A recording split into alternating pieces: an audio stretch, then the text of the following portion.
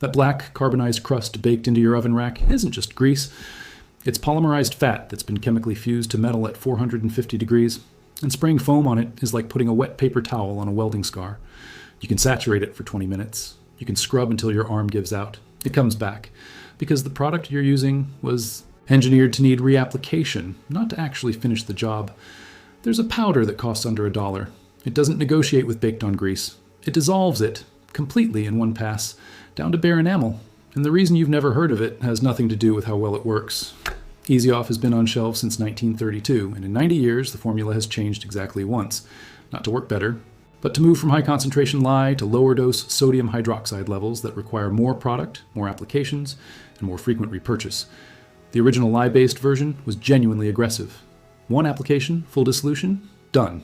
Reckitt, the parent company that owns Easy Off, pulled that formula in the early 1970s under pressure from safety advocacy groups. And yes, lye is caustic, that part is true. But here's the part that doesn't get mentioned. The safer reformulation doesn't fully penetrate carbonized, polymerized grease. It softens the surface layer. That's it. The layers underneath stay bonded. So you spray again next month, and the month after that. A $4 can every 6 weeks works out to roughly $35 a year, every year, forever, on a problem that actually has a permanent solution sitting in a hardware store aisle nobody looks at. The modern cleaning aisle is a masterpiece of recurring revenue disguised as product innovation. 14 different oven spray formulas, 4 price tiers, 3 scent variants, a professional strength version that costs twice as much and contains the same active compound at marginally higher concentration. The result is the same: partial dissolution, repeat purchase, customer retained. And here's what makes this genuinely frustrating. The compound that actually works isn't new. It isn't exotic. It isn't some fringe discovery from a patent nobody filed. It predates aerosol chemistry by decades, and the reason it stopped appearing on grocery store shelves has nothing to do with safety or efficacy and everything to do with the fact that it solves the problem permanently. Before aerosol chemistry took over American kitchens in the late 1950s, every household in the Midwest kept one powder under the sink that handled everything from oven walls to cast iron, and it wasn't a brand name. It was a raw compound: washing soda, sodium carbonate, the same material Roman launderers used to break down animal fats on textiles in 1st century Pompeii, the same compound the Ottoman Empire used in industrial soap production, the same substance documented in U.S. Army field manuals for field kitchen degreasing during the Second World War. It was not obscure, it was not fringe, it was standard. In 1948, the American Household Products Research Institute, a trade body funded by the nascent chemical industry, published findings that positioned sodium carbonate as inferior to the new class of synthetic surfactant-based cleaners. The framing was about modernity, not chemistry. The emerging synthetic products were petroleum-derived, mass-manufacturable, and crucially, degradable. They wore out. Sodium carbonate doesn't wear out. It performs the same alkaline hydrolysis reaction every single time, on every single application, with the same result. The industry's pivot away from it wasn't a safety story. It was a margin story. And the proof is that sodium carbonate never disappeared from industrial use. It's still used in commercial bakery cleaning, in textile mills, in pool water chemistry. It just quietly stopped being recommended to the people who needed it most, the person standing in front of a greasy oven. Here's where the chemistry becomes impossible to argue with. Baked-on oven grease isn't one substance. It's a spectrum of carbonized organic compounds at different hardness levels, and sodium hydroxide foam, which is what Easy Off is, only attacks the top layer before it dries and loses reactivity. Watch what happens when you spray Easy Off onto a genuine carbonized grease deposit that's been baked through multiple cooking cycles. The foam sits on top. It works on the surface-level fat residue, the stuff that would have come off with dish soap anyway, and it neutralizes before it penetrates the harder, lower strata. You wipe it off and the oven looks better because the soft surface layer is gone. The crust underneath? Still there, still bonded. You just can't see it anymore because there's nothing contrasting against it. Sodium carbonate works differently at the molecular level, and the difference is not subtle. When sodium carbonate contacts water, it doesn't just become alkaline, it produces a sustained alkaline solution with a pH between 11 and 12 that maintains reactivity as long as moisture is present. Compare that to sodium hydroxide spray, which starts strong and then neutralizes on contact with the organic acids in the grease itself. The reaction burns out fast. Sodium carbonate's saponification reaction, the same process that turns animal fat into soap, runs continuously and penetrates layer by layer. It doesn't sit on the surface. It works inward. The grease doesn't just soften. It converts.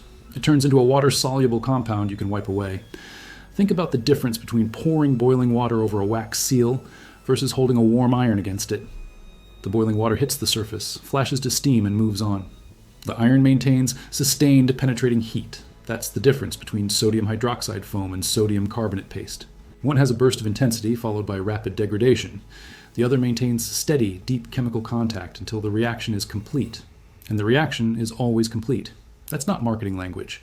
That's the saponification endpoint, a chemical state you can actually see. When the grease stops foaming and the residue turns gray-white and water-soluble, the job is done. Not mostly done. Done. The other reason modern oven sprays fail on aged grease is the polymerization issue, and this is where it really gets interesting. Every time you cook at high heat, the fat residue left on your oven's surfaces undergoes partial pyrolysis. It starts to carbonize. Repeat that process 15 times, and you have a material that's closer to a thin layer of carbon-bonded polymer than it is to grease. Sodium hydroxide doesn't have a meaningful reaction pathway through polymerized carbon. It's like trying to dissolve a graphite pencil mark with dish soap. Sodium carbonate, at sufficient concentration and with sustained contact time, does have that pathway. Because it's not just alkaline, it's hygroscopic, and it maintains moisture at the reaction interface, long enough to work through the carbonized layers one cycle at a time. So, what is it exactly? The compound is washing soda, not baking soda, not borax, not soda ash used in glass manufacture, specifically anhydrous sodium carbonate in its washing grade form. And you can buy a full pound of it for under $1 at any hardware store, pool supply shop, or online retailer. It's sold under names like Arm & Hammer, Super Washing Soda, Soda Crystals, or simply Washing Soda. The price per ounce is a fraction of any name brand cleaner, and you need very little of it. Here's exactly how to use it. Mix 4 tablespoons, roughly 60 grams, with just enough warm water to form a thick paste. Not liquid, not dry powder. Paste, the consistency of peanut butter.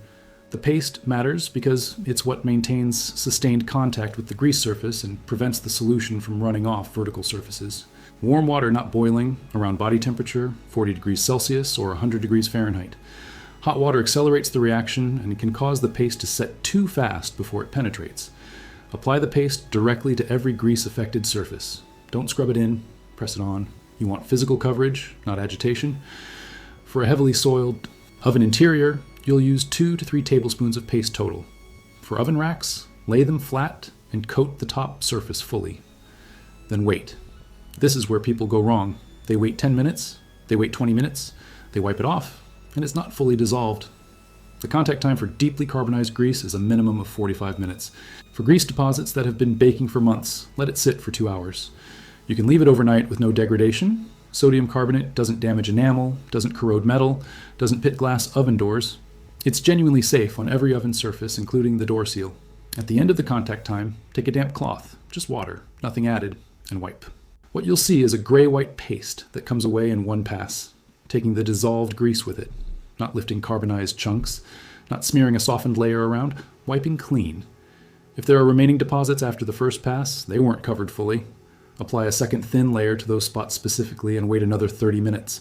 The second pass always finishes the job. Total product. Cost for a complete oven deep clean, 11 cents. Total time spent actively working. 4 minutes of application, 2 minutes of wiping. The rest is contact time while you do something else. Now here's the piece most people never hear about. The reason this works not just once, but keeps working better over repeated applications. Sodium carbonate slightly raises the surface pH of the enamel layer inside your oven. Enamel is porous at the microscopic level and baked on grease bonds to the organic residue inside those micropores. After 1 or 2 washing soda treatments, those micropores are alkaline. Fat is hydrophobic. It doesn't bond well to alkaline surfaces.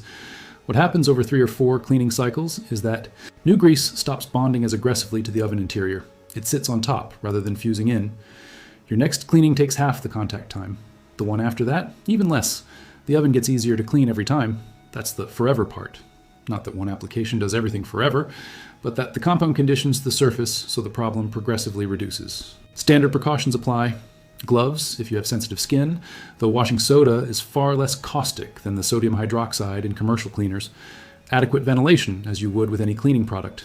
Keep it away from eyes. That's genuinely the complete safety profile. The material is used in food-grade applications. It's a permitted additive in some pretzel formulations for that specific alkaline crust texture. So the toxicology profile is well understood and benign at the concentrations you're working with here. The cost comparison doesn't require a spreadsheet. Easy off at $4 to $7 a can, used every 6 to 8 weeks on a regularly used oven, $40 to $50 a year. A pound of washing soda at under $1 lasts. A year of monthly deep cleans with product left over. The cleaning result with washing soda on genuine carbonized grease is not comparable. It's categorically superior on the deposits that aerosol sodium hydroxide can't penetrate. And it improves with each use, rather than delivering the same incomplete result every cycle.